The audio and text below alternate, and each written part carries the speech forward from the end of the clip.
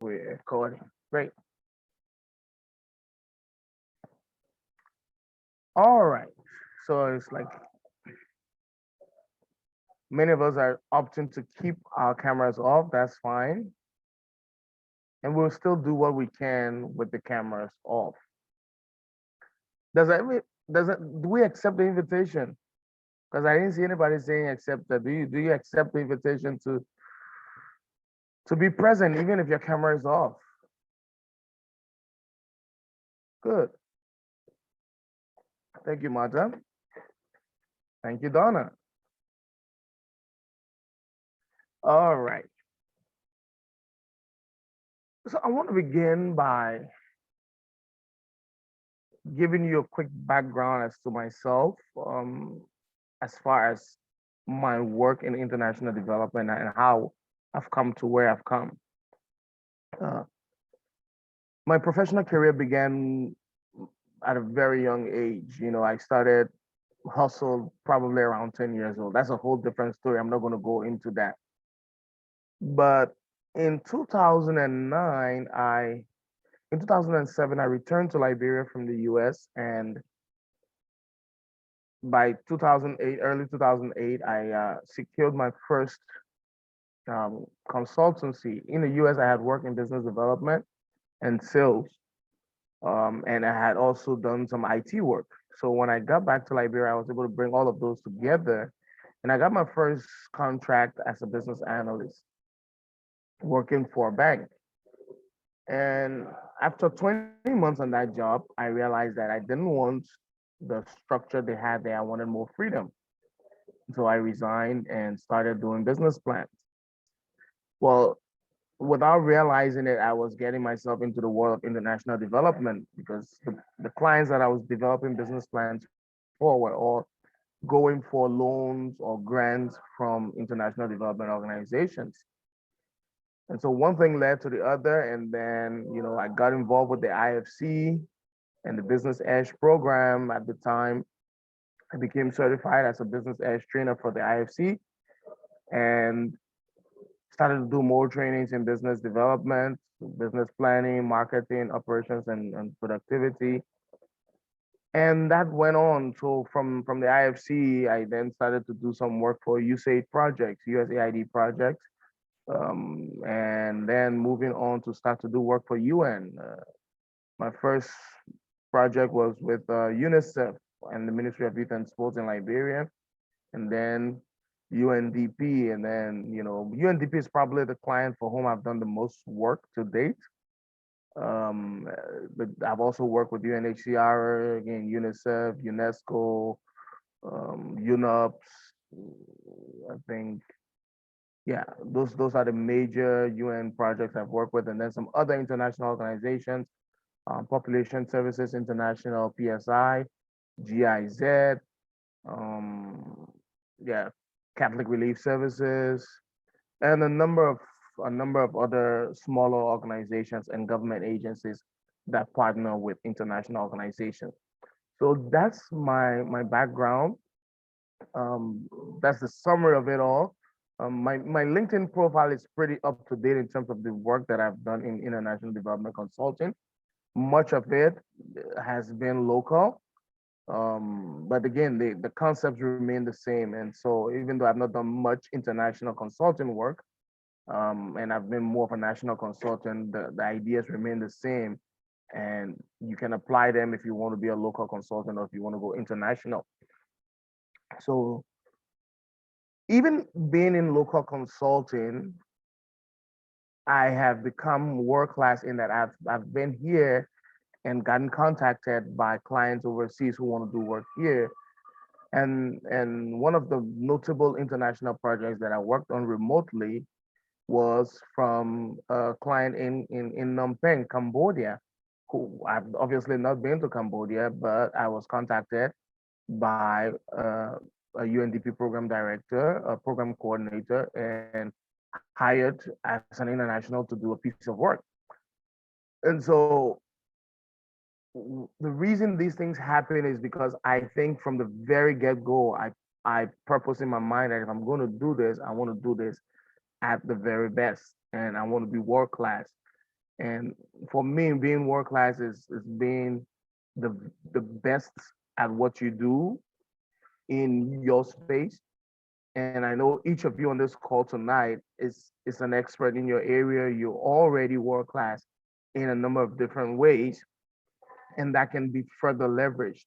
So that's the essence of it. You know, being world class, being the one that people think about when they need certain services done. But beyond that, it's also about the mindset that we will approach our work with in international development consulting. So the the mindset of a consultant is obviously different from that of somebody who's looking for a job. And to be a world-class consultant, whether in international development or in any other area of professional service, begins with you thinking of yourself in a certain way. And in my own case, I thought of myself as being a solution to a particular problem. Everything that I do is aimed at solving a particular problem and creating the world in a particular way. And that's the foundation of being world class for me. It begins with the vision that I have for the world. My vision for the world is a world where every man, every woman, every child has the opportunity and is empowered to create life and perform from their optimal capacity. And so in everything I do, that's the world that I'm trying to create. And that's the vision. I want to see a world where every man, every woman, every child has the opportunity to be the very best they can be, and they're empowered with the resources and the skill sets to make that happen. So if you want to be world class, my question to you is, what is your vision for the world? What are you, what are you creating? What kind of world do you want to see? What kind of a world do you want to see? So at this point, I want to encourage you to, I want to invite you to unmute yourself and let's see what kind of vision are you striving? What kind of world are you working towards? You can unmute yourself and share your vision as necessary. I can go, Dan. My two missions are related. I want to see a world without poverty and where no one is hungry and everyone has plenty to eat and, you know, has the resources they need. Thank you, Donna. A world without poverty where no one is hungry and everyone has plenty of resources. Yeah. Absolutely. Thank you very much for sharing that. And yeah, you know, and the world you want to see is is what will drive the actions you take and the kinds of projects that you go for and everything surrounding that. So thank you so much, Donna. Anybody else wants to share?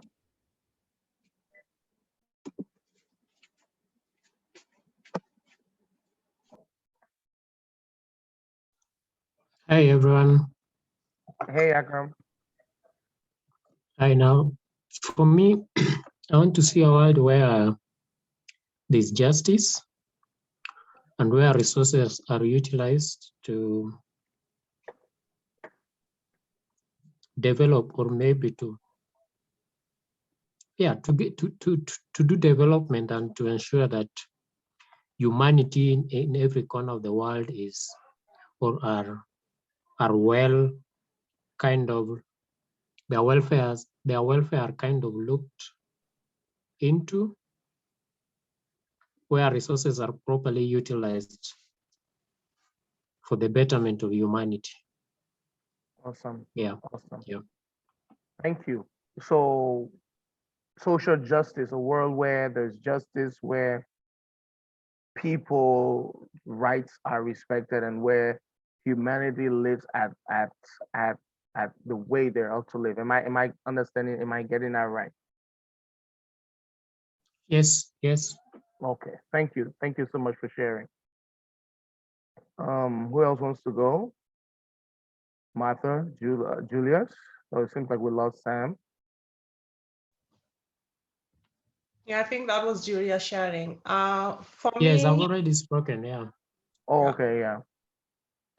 for me, the world I want to live in is where people are free to be, free to express themselves, free to create whatever it is that they want to create with their own lives. But also where resources are, where there's just, I think something connected to what Julia said, where there's justice and equality, or is it, yeah, equality of like access to resources that can empower individuals to live fully in their potential and to explore opportunities for growth in their lives. Awesome. Thank you. Thank you so much for sharing, Martha. And okay, so then that's Akram. Akram, did you want to share as well?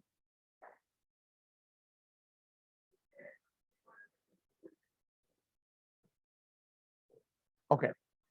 All right, guys. Thank you for sharing this your vision for the world. So the first thing I want to encourage you all to do, and this is something that I keep reminding myself to do, is to get very concise as to what your vision is. I'll share a story with you, and this is 2017. I At that time my vision was particularly focused around career development. I don't even remember exactly what the words were at the time, but it was something very focused on career development. And as it is now, if you go to my LinkedIn profile, I made some changes for the purposes of this training. So if you go to my LinkedIn profile, and maybe I will, not maybe, but I'll go to it shortly. It begins with my vision for the world. You know, Simon Sinek, one of the world's leading speakers on leadership and leading leadership authors, has a book titled "Start with Why." And I had just listened to that a YouTube video on that subject matter, and I made the change. And just as have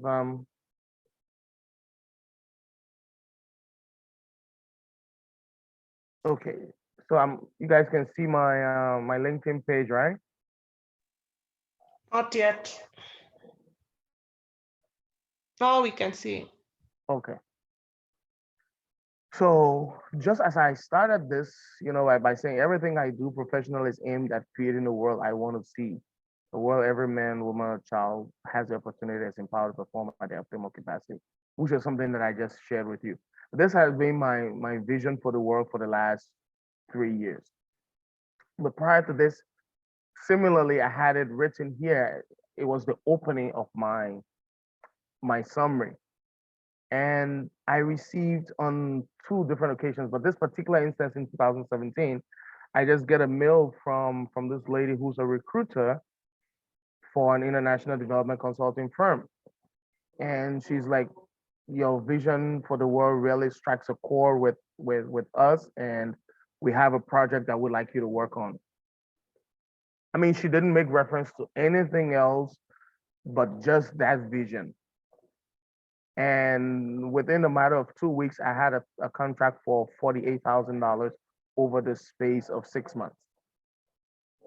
And it was only because of that vision that I had shared at the top of, well, obviously my profile and everything came to play later, but that played a major role in the process. So and in many other occasions, my vision for the world, why I do what I do, has been the opening conversation. Even when I was focused on promoting my coaching services, my high performance coaching services, I always open with my mission, my vision, and my mission. There was a time where I was focused on helping people create their dreams and realize their dreams, and that was because I had lost my brother and he died in an accident with much of his dreams unfulfilled. And when I share that story and that vision, it resonated with certain people. So you want to get to a point where you have a very concise, your dream is your vision, not your dream, but your vision is very concise, and you're comfortable sharing it with the world. Let people know why you do what you do. Let it be in your profile. You know, we're okay with sharing our vision and our mission statements in our company profiles, but oftentimes we don't think about it from our individual perspective. And so that's the first thing that I want to encourage you to do.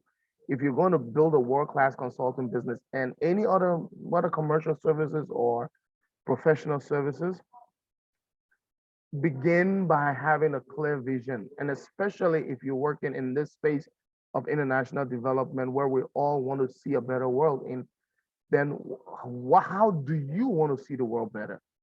It's important so that your people can resonate with you and it can find you. All right.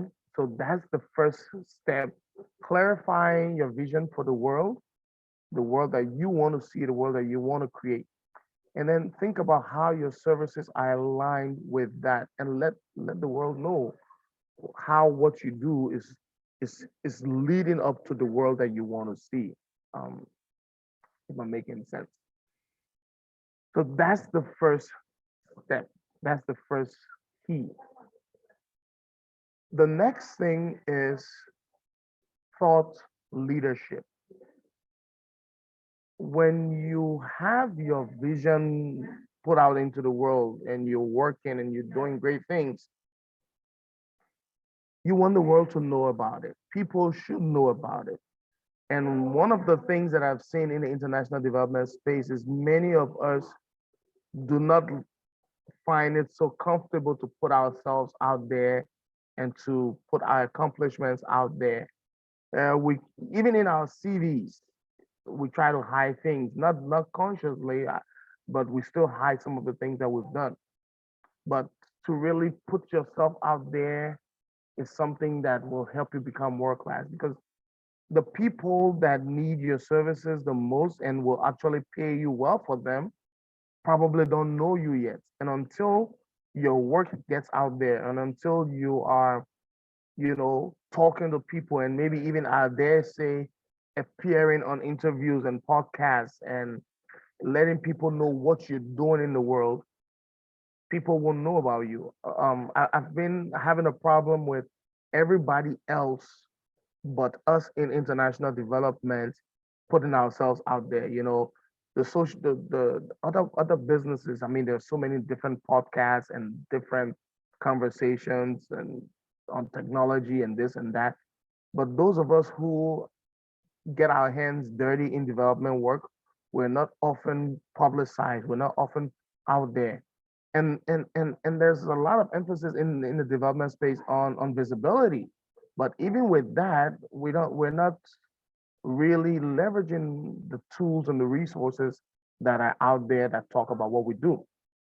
You know, for example, just before the call started, Martha and Donna, you both do similar things in different perspectives, but you guys have never met. Now I know it's a big world out there, but something tells me that if either of you were more intentional about getting your story out, by now you'd probably have connected.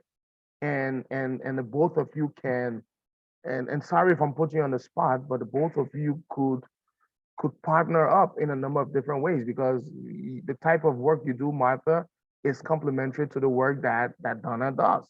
And so, and you both are targeting the same market. So you guys can partner up in a number of different ways. So, but it's only when people know of each other and what's going on, then people can think about those things.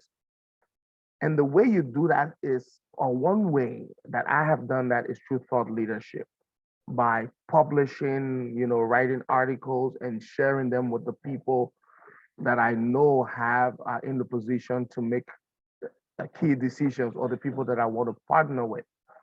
So it's articles, it's books, it's doing videos and sharing them, YouTube videos, Facebook Live, sessions like these. and putting it out there and risking being stupid, you know. Trust me, I was excited yesterday that 102 persons had signed up for this session, and I've got 4 persons here. So now that is not something that I should focus on. I'll focus on what's happening here, but it's something as a human being, it's something that will make you feel a little less than as excited as you were yesterday. But that doesn't matter. Would you say that because majority of the people haven't showed up, so you wouldn't do it again? No. So you've got to risk being stupid or looking stupid. You have to risk um, the disappointment and still put yourself out there and still do things that will allow people to know what you carry and what's inside of you. And that is the essence of thought leadership. Creating content, different types of content that will communicate your strengths and your vision and your skill sets and the value you bring to the marketplace. You know, if you go back on my profile, I share some of the reports that I've done. They may not be the very best reports that one has done, but those were my reports. Those were the reports for which I got paid, and I'll share them. And if they're not the best, well, so be it. I'm willing to risk that. I've written over 80 or 90 articles so far on LinkedIn on different topics of interest, but relating to capacity development. So what are you doing? With Edge Kenya, career work, how I know you're writing a book, with Donna, your software, what have you written? What kinds of content have you put out there to let people know of the software that you have that supports small business owners in developing countries? These are things that you need to talk about and you need to write about. And then there's a major thing that you need to do that comes directly from the world of sales. There's a guy called Chet Holmes who is a sales trainer, and he used to be a car salesman. And at some point, he was the number one car salesman in his company. And when he was asked how he did that, he said, "I focused on the right people." And he developed this strategy called the Dream 100. I don't know if you've heard of it, but the Dream 100 strategy is simply identify the 100 people that you want as clients ever. If you could have your dream clients, who would they be? Identify the 100 persons in this world that you want to work with as clients, or 100 institutions, and list them. And then create your best content possible and send it to them. So here's how I applied that strategy back in 2012. I wrote a book called Sell Yourself Right, and it's still on LinkedIn today. Sell Yourself Right is a career development book that looks at career advancement from a business perspective, uses business approaches to advancing a career. And what I did was, when I printed that book, I published it. I had 150 copies printed, and I sent it to every university and high school in town, and a few development organizations that I thought were involved with career work. And that opened a lot of conversations. That got me invited to speak at campuses, and that led to the UNICEF contract with the Ministry of Youth and Sports, where I was UNICEF was paying me to support the Ministry of Youth and Sports in the National Youth Service Program, because I published and let strategic people have copies of my work. So it does not have to be a full book. If I I definitely recommend that you do a book, because physical book, especially if you're selling a high price service, will get you noticed quicker. But it can be an article that you can share with your 100 target connections on LinkedIn. Maybe go through your connections and see who are the 100 persons that you want to target, and create your best content and share with them. It may be that, it may not be LinkedIn connections, but it may be people outside of LinkedIn. You can do the same. That is applying thought leadership at work. when you put yourself out there and people begin to know you, naturally you begin to build relationships. You build relationships over time and sometimes very quickly at that. And through these relationships, some of them become partnerships, but the relationships are very important because recommendations will come through those relationships. If I know you and you know somebody who could use my services, because I've put my work out there and I've sent it to you, maybe you are on my target list, but you don't need my service, you can now refer me to somebody else. All right. So with thought leadership, you give people an incentive to bring work to you. When you put out great content that's in line with their own desires and their own objectives and what they want to create in the world as well, they naturally will share it. People will naturally share great content. You don't even have to ask them. And if you ask, it even gets better. Right. So when you put out great content, people will share, and you will build strong relationships that way. Besides just sharing content, you want to also connect with people. Reach out to people, say hi, find out what they're doing professionally, grab a 15-minute coffee call, just get to know each other, and you never know where that conversation is going to go. All right. So build relationships. A lot of us just have these contacts on LinkedIn and we've not even connected. We connect and we've not even talked to people. And even as I say this, I still have a long way to go because I have over 3,000 connections.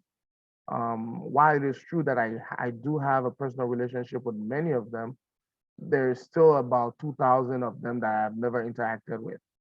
Okay, so that means there's still a lot of work to do. And the more people you connect with and the more people who get to know what you're up to, the more opportunities you have for work to come in. The other thing about the relationships is this: many development consulting projects, like every other part of every other industry in the world, do not get published. I know this for a fact because I've secured a number of projects that were never published. Because of the relationships, people will just say, "Hey, I have this project. Send me your CV," and they'll collect 2 or 3 other CVs, and then the next thing I know, I'm being invited to defend, and maybe they'll share the TOR, but it will never get mainstream published. All right, and sometimes in many cases, I've gotten single source as well. All right, and it's only because of the relationships that I've built. In the space of international development consulting, you want to build relationships with everybody obviously, but there are two key profile types that I've found to be very resourceful: deputy program managers or deputy chief of parties, deputy project heads, and then program coordinators and program officers. The ones who run the day-to-day activities of these programs will often be the ones who know when they need consultants and the kinds of consultants they need. The approvals usually come from the deputy chief of party or the deputy country manager. So those people, you want to build strong relationships with them and, globally. Uh, 2 days ago, I had a very interesting call with a deputy country manager for a UN agency in Addis Ababa. That conversation is leading to bigger things. So it's very important to maintain relationships and not just wait for projects to be published. Some of these relationships will then go on to become partnerships. Some of the consultants that I've interacted with in the past have come to become partners on other projects, and it's been very rewarding for all of us. Partnerships are very important and so important that even the UN has partnerships as the goal, partnerships for the goals. And the reason is we cannot do everything on our own. So it's important to look for people that we can partner with in reaching our goals. Whatever you're working on, whatever the world is that you want to see, you can definitely create that world quicker by partnering with the right people. So partnerships are also very, very important. All right. I know I've run a lot. Are there any questions for me so far before I move on?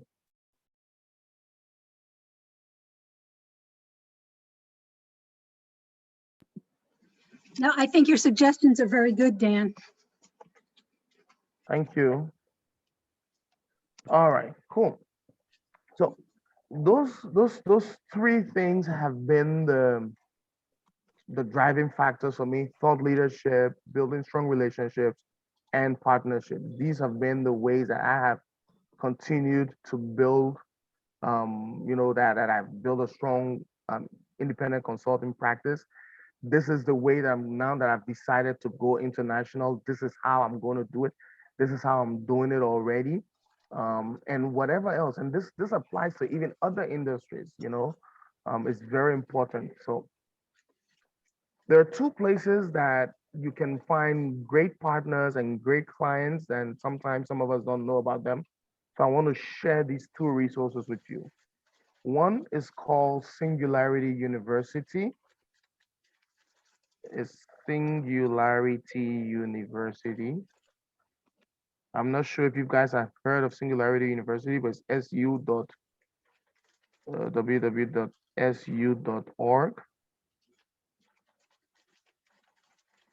So for those of you like Martha who are excited about innovation and exponential thinking and exponential stuff, you definitely want to be around SU if you aren't already. I mean, I had a conversation the other day with somebody who's doing something that I can't even quite explain yet because I still don't understand it. But it's super exponential thinking, like real sci-fi kind of thinking, right? And it gets me excited to talk to these people from time to time.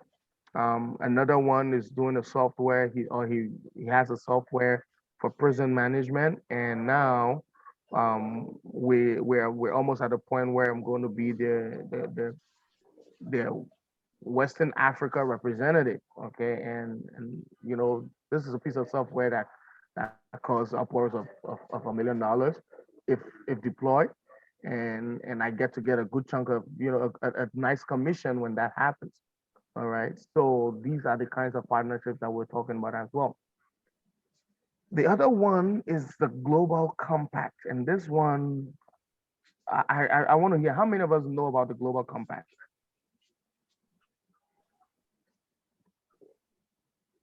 I do. Okay, great.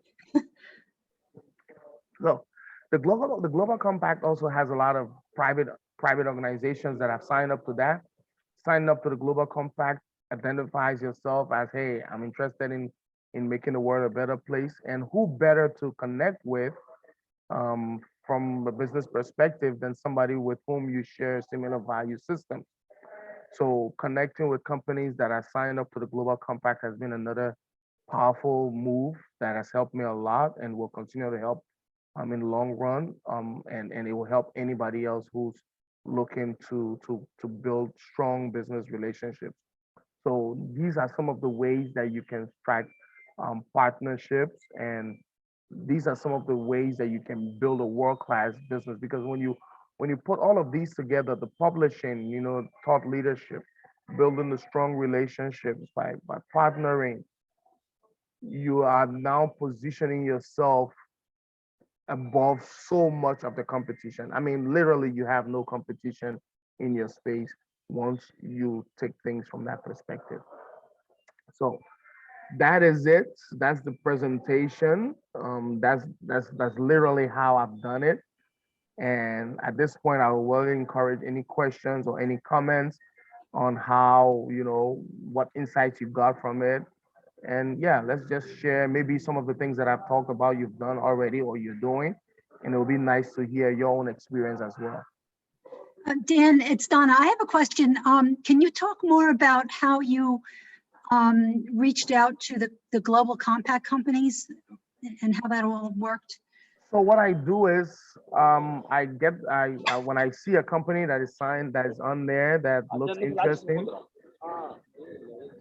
When I see a company that's on there that looks interesting, I then look them up through LinkedIn and try to follow their page, and then connect with the head from that point.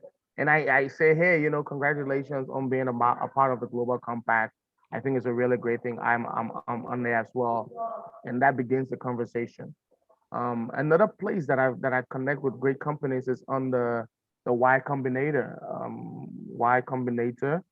That's okay. For those who are not familiar, it's a what is it? An incubator, right? A business incubator for startups. Okay. So yeah, basically it's just I use that as a way to identify the kind of the companies to target, and then I look them up through other means, primarily through LinkedIn. Okay. Yeah.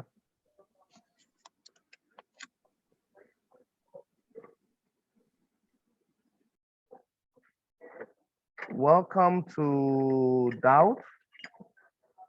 Yeah, we're almost at the end now. So, but the recording will be I'll share the recording with those who didn't make it. Martha, Julius, any comments? Any questions? Okay, for me, I don't have much of a question as such, but then what is so significant and important that I'm kind of getting out of this particular webinar is the importance of partnerships and building relationships. And I think this goes a long way, not only in development arena, but in every aspect of life, that building partnerships and relationships are so much important in making someone to develop career-wise and even personally as on an individual basis. So I Absolutely. think this one is a very important key thing that I've captured or I've gotten from you to continue building my relationships and also to go out there. Actually, I was also forgetting that to go out there and to speak about what you are doing. Yes. Show the world that, okay, I'm here and this is what I'm offering. My value is this. And if you give me an opportunity, you'll be able to get ABCD from me. Like you try to market yourself. So Absolutely. I think those are the most important things I've received or I've gotten out of this particular webinar. Every other thing you have said is equally important, but for me, the key things has been those particular two issues. Yeah. That's great. Thanks for sharing. Thank you for sharing. Yeah, those are very, very important. Yeah, you said it. You can't oversay it. Yes, Dowd, the recording. I'll share the recording with everybody who signed up, even those who didn't show up. We'll definitely share the recording. But yeah, the other thing that I wanted to talk about quickly, if this is something that I've used to enter um, sectors that I have had no prior experience. So if you look at my profile, if you look at my LinkedIn summary, I've done projects. Obviously, career and business development is my strong suit, but I've done work in climate change. I've done work in HIV. I've done work in with refugees. I've done work in political governance, and the way that I've been able to do that is I love a challenge. Naturally, I'm the kind of guy who loves a challenge. So for every time I want to break into a new market, I call a new vertical within development, I commission my own research in that space. So I have a nonprofit registered, or I have friends who have nonprofits. So I'll just talk to them, have a conversation with them. Obviously, they're not paying me for this, but I will commission a research in that area. So I do a research in solid waste management, the effect of solid waste management on climate change, for example. That was one thing that I did. I can't find that report, I'll find it, but that was how I broke into the climate change space. The effect of solid waste management on climate change in Monserrado, which is a county in Liberia. And the moment I did that, I I did a short study of it. I published a report, and I made sure to share it with everybody who would care to listen. And that positioned me as somebody who had something to say about climate change and solid waste management. Welcome, Dr. Tolbert. So yeah, So that's another thing. You don't have to have had prior experience in, I want to be careful on how I say this, um, because obviously in certain sectors you definitely want to have experience, but generally, as far as development work is concerned, especially those of us in a capacity development space, doing commissioning your own research and publishing on that topic gives you an into it. Something similar happened with financial literacy. I did a piece of research on financial literacy, and I published that, and that led our current chief of staff in Liberia. At that time, he was a brigade commander. He was like the number three. And when I published that piece, it led him to inviting me to do some work for senior officers of the armed forces. Okay, so that's another way. It's part of the whole thought leadership process.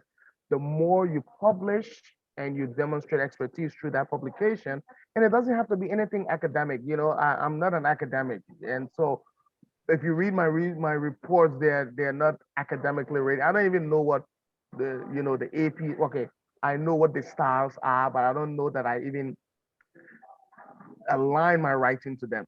I share my heart. I speak. I write based on obviously professionally, but sometimes we get caught up in the technical details, and we allow that to keep us from doing what we need to do. So I think we just need to put ourselves out in the world. Now, here's something that I also want to share as far as thought leadership is concerned.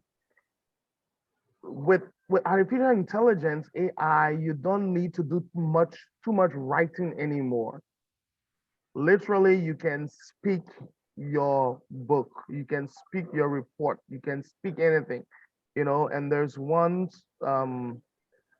software that I currently use, which was recommended to me by my coach, who Martha knows, Rich, and is OTTOR.ai, Otter.ai. I think they need to pay me commissions now because I've recommended them to a lot of people.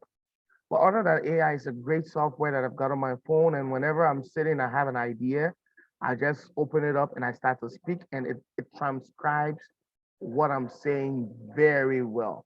And all I need to do is to take that text, play around it, and make sure I, do check for spellings, check for, punctuations, and literally it takes 80% of the work out of the writing process. You just speak everything, make sure you speak legibly. And obviously I have an accent and it still recognizes my voice. So I think it works for anybody as well.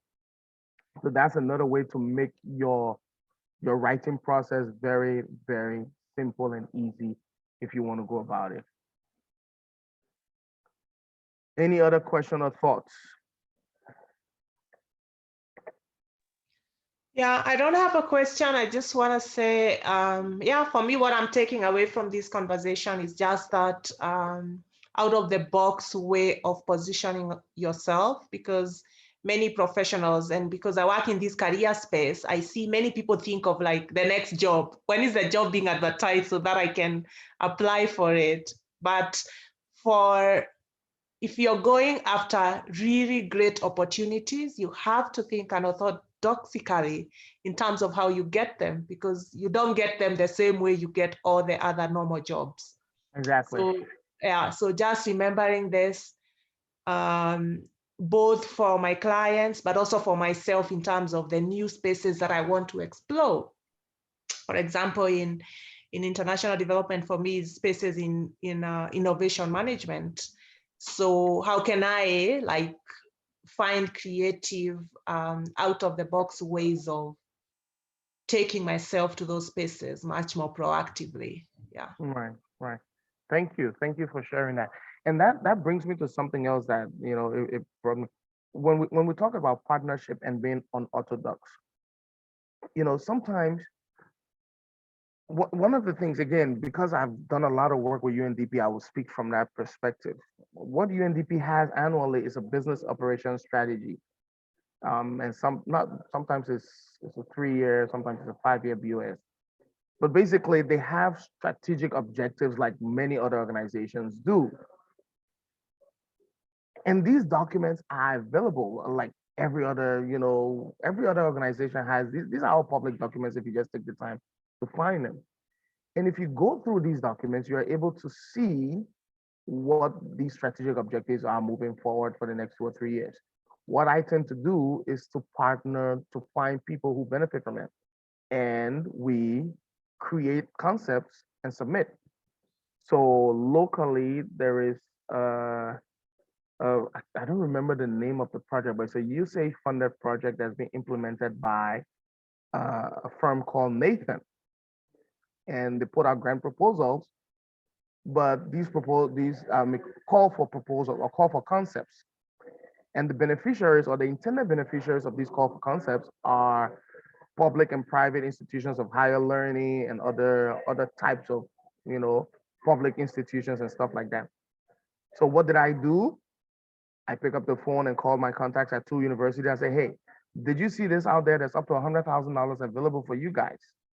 Well, obviously they don't have the resources, they don't have the skill sets to write the necessary concepts or develop the proposal. So, and they don't have the money as well to pay somebody to do it. So then we engage in a partnership. We sign an MOU, I help you, we apply for it together, and I'm part of that. So holding all things constant, if you're funded, guess who gets to implement much of the work? I do. Okay. And that's in there. It happened with the Monrovia City Corporation, 2010. They were going for a grant from the Bill and Melinda Gates Foundation.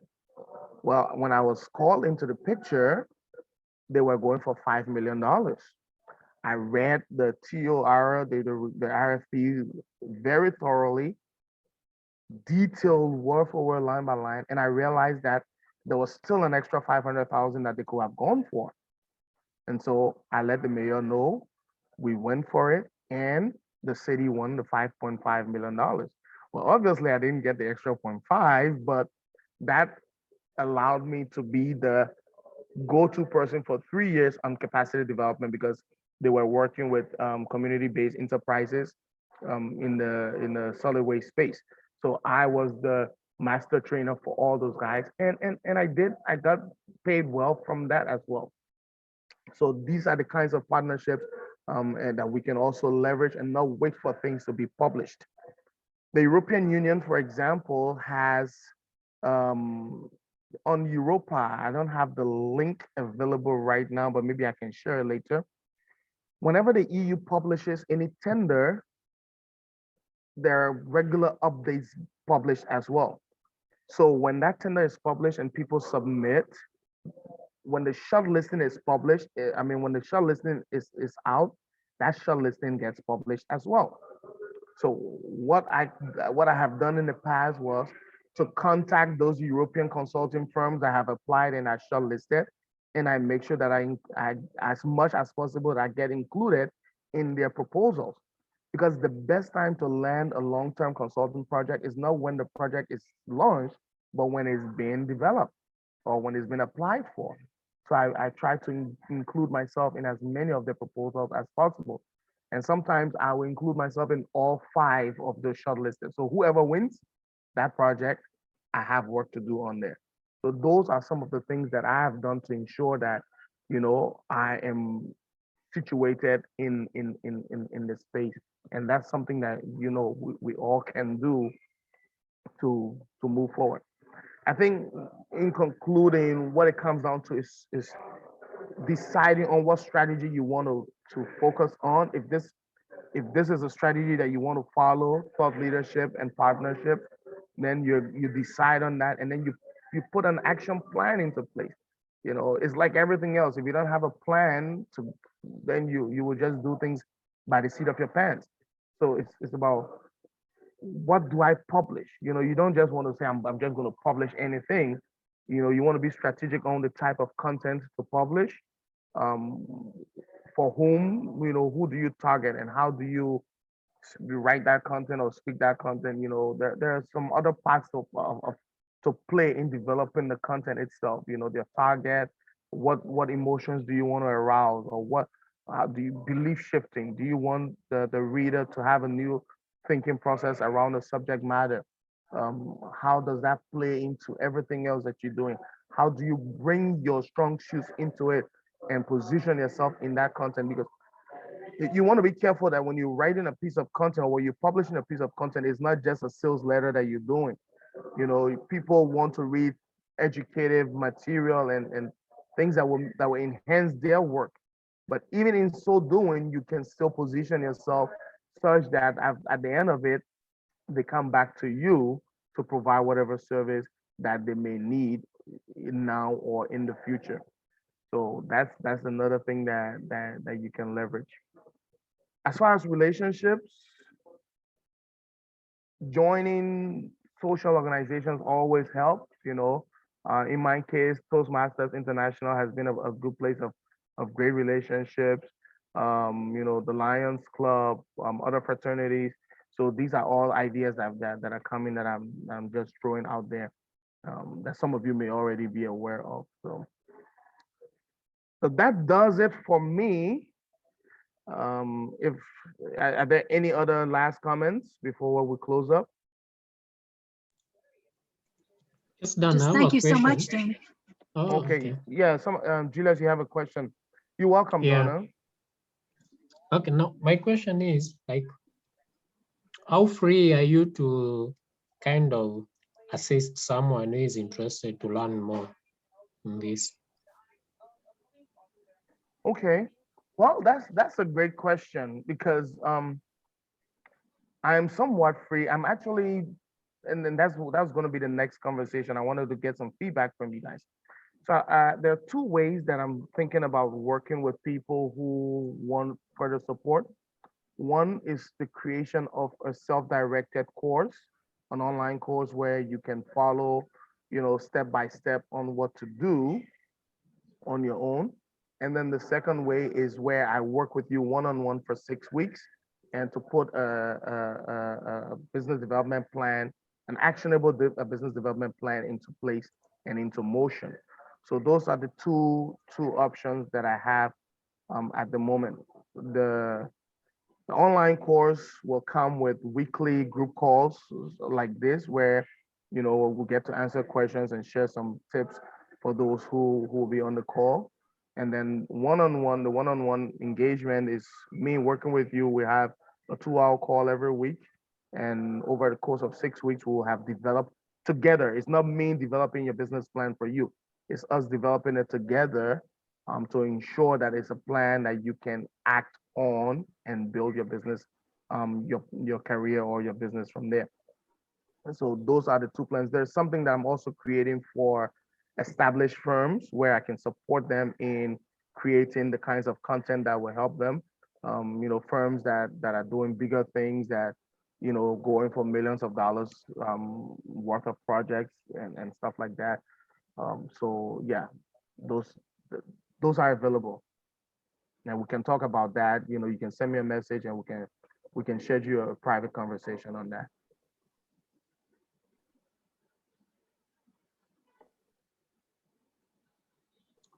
Okay, thank you. You're welcome. Thank you, Dan. I have to jump out, but this was amazing. Talk to you soon. All right, Martha. Thank you. Yeah. So And connect me with Donna. Yeah, Yeah, Martha, I'll what's your do. last name? Or somebody, yeah. Yeah, I can Donna, connect. I'll introduce you both. I'll do a Okay, message to introduce you both. Yeah. Awesome. perfect. Thank you. Thank you. Bye, everyone. Bye, All right. Martha. Thank you, guys. Good to have had you here. Okay, thank you for your time, Dan. We really appreciate it. I'm glad that I made a difference. You're welcome. You're welcome. Yeah. Thank you, Dan. Yeah. Thank you for your time. All right, then. Take care, Julius. And yeah, send me a message. I'll be looking forward to that. Okay. Okay, Okay. bye-bye. Bye-bye. Bye.